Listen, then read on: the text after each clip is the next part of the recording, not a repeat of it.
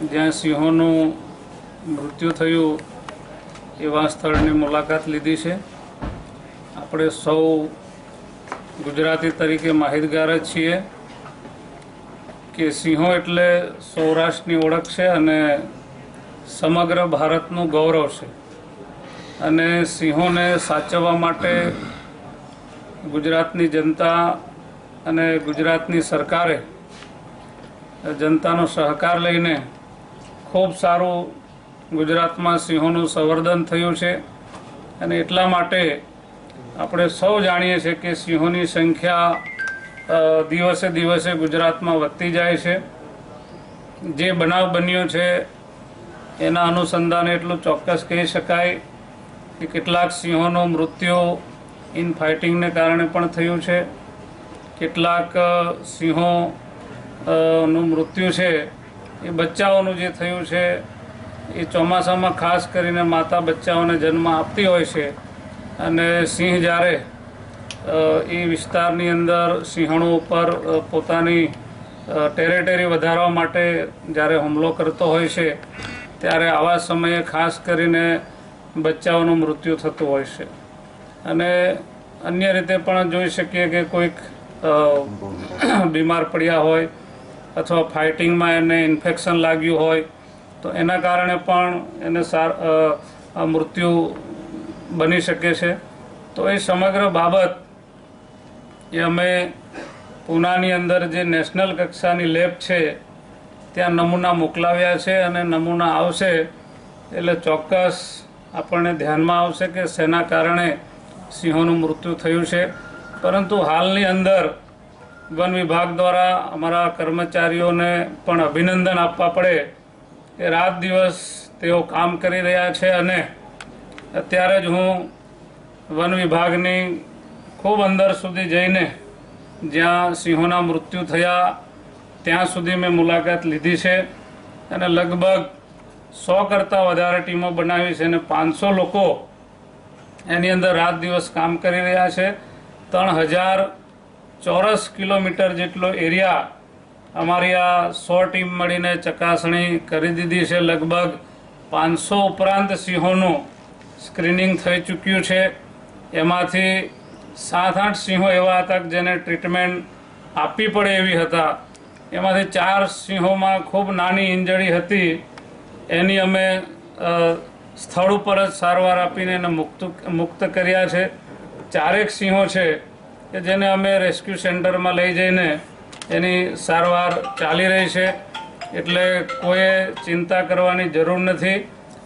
સૌરાષ્ટ્રના લોકો અને આ વિસ્તારના ખેડૂતો પ્રજાજનોના સહયોગથી આ સિંહોનું ખૂબ સારું સંવર્ધન થઈ રહ્યું છે।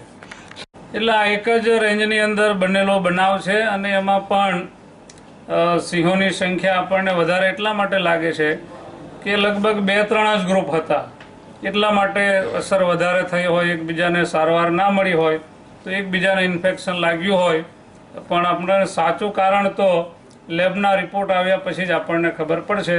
પણ રાજ્યના મુખ્યમંત્રીશ્રી પણ ખૂબ તકેદારી રાખી રહ્યા છે અને મારી પાસે પણ ખૂબ માહિતી મેળવી રહ્યા છે અને સિંહોના સંવર્ધન માટે ગુજરાત સરકાર, અમારા મુખ્યમંત્રી શ્રી વિજયભાઈ રૂપાણી સાહેબ કોઈ કચાશ રાખવા માંગતા નથી। આવનારા દિવસોમાં જે કંઈ અમે આ અનુભવના આધારે જે એક્શન પ્લાન બનાવીશું એમાં સિંહોને બચાવવા માટે અને ગામડાના લોકો સીધા અમારા સંપર્કમાં રહે એ માટેના ઘણા બધા ઉપાયોનું અમે સજેશન કરીને રાજ્ય સરકારમાં રાજ્યના મુખ્યમંત્રીશ્રીને વાત કરીશું। અને મુખ્યમંત્રીશ્રીએ ઘણા સારા નિર્ણય તો કરી પણ નાખ્યા છે કે એક નવું ડિવિઝન આ સૌરાષ્ટ્રમાં આપવાની વાત થઈ છે। એટલે અધિકારી કર્મચારીઓમાં પણ ખૂબ મોટો વધારો થશે।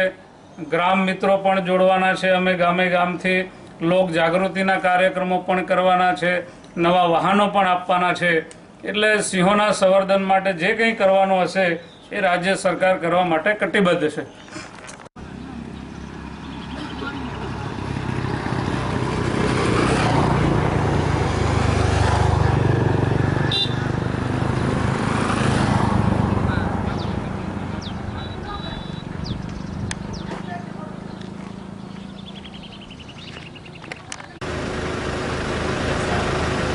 Okay sir, thank you.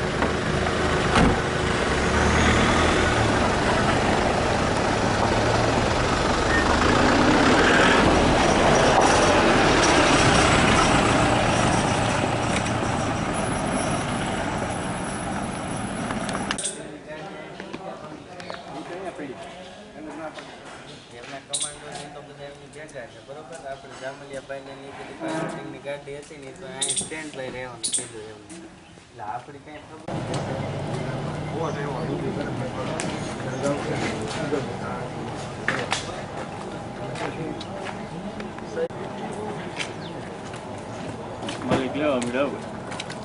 લેવું પડે ભાઈ.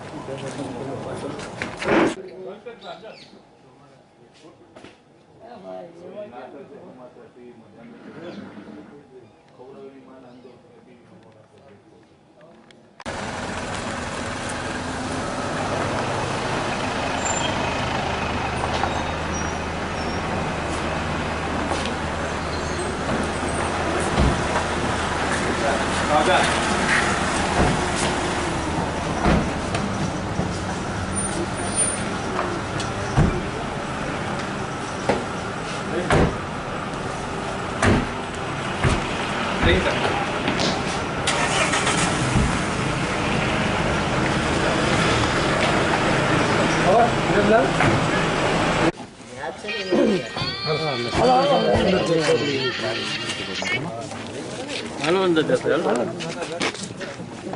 પેલા પણ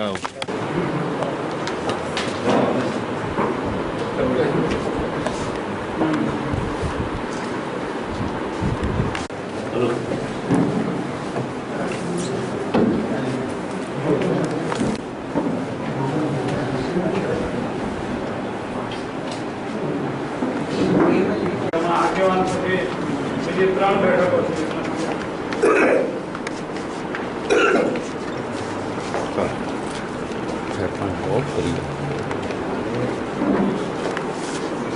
આ મેઇન કલાકાર